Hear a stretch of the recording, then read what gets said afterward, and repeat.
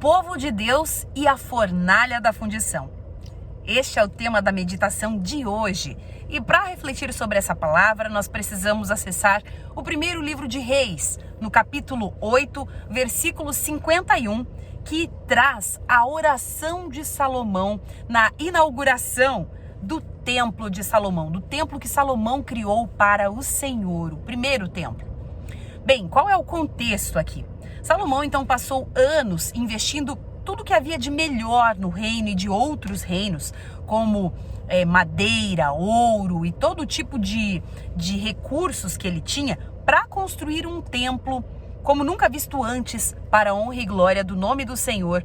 E nesse dia ele estava entregando esse templo, falando com a população que estava ali reunida para que eles fizessem os primeiros holocaustos, as primeiras ofertas nesse templo. E nesta cerimônia de inauguração do templo, Salomão, o rei, faz uma oração muito bonita, refletindo sobre a história do povo de Deus, que passou por um tempo longo de escravidão no Egito, foi tirado do Egito, passou 40 anos no deserto até chegar à Terra Prometida e já tinha vivido muitas guerras, muitas lutas ali como Israel, constituindo, então esse local, essa nação de Deus.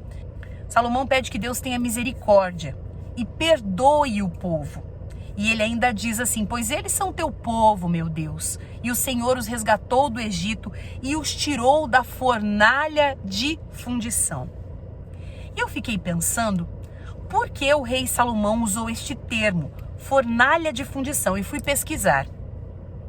E descobri que o ferro, assim como outros minérios, eles são moldados ou podem ser moldados a partir de um processo que envolve fogo, por isso uma fornalha de fundição, onde o ferro era fundido, ou seja, ele era submetido a temperaturas de mais de 1000 graus para chegar em um estado maleável, em um estado em que ele pudesse passar de uma condição de um bloco de ferro para algo com um determinado valor, uma função, um objeto que tivesse um propósito específico.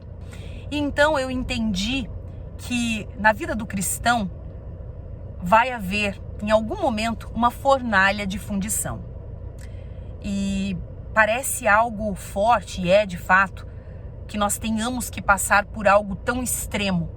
Mas veja, se nós olharmos para o ferro, ele é algo duro, sem forma, sem uma função específica, a menos que ele passe por um estresse de temperatura, por uma fornalha, por mais de 1000 graus, para que ele se torne maleável, para que aquele que está o forjando possa transformá-lo em algo com uma finalidade específica.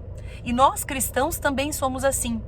Antes de nos convertermos, ou mesmo depois de convertidos, antes de nós estarmos de coração quebrantado para Deus, nós somos como um bloco de ferro. Mas então, quando nós nos quebrantamos, quando nós nos submetemos à vontade de Deus e nos colocamos na condição de sermos forjados pelas mãos dele, nós somos submetidos muitas vezes a altas temperaturas, a grandes sofrimentos, dificuldades, provas, e naquele momento a gente fica mais maleável, a gente aceita mais sermos moldados pelas mãos de Deus.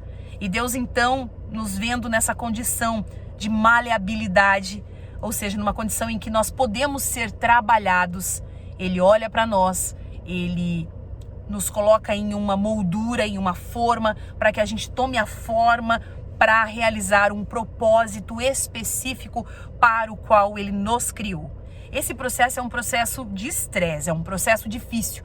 Mas veja, um simples bloco de ferro que não tinha um propósito maior na sua vida é transformado em uma peça específica que vai cumprir um papel, que vai ser usado em uma tarefa, que vai ter um valor para aquele que o forjou, aquele que criou aquela peça.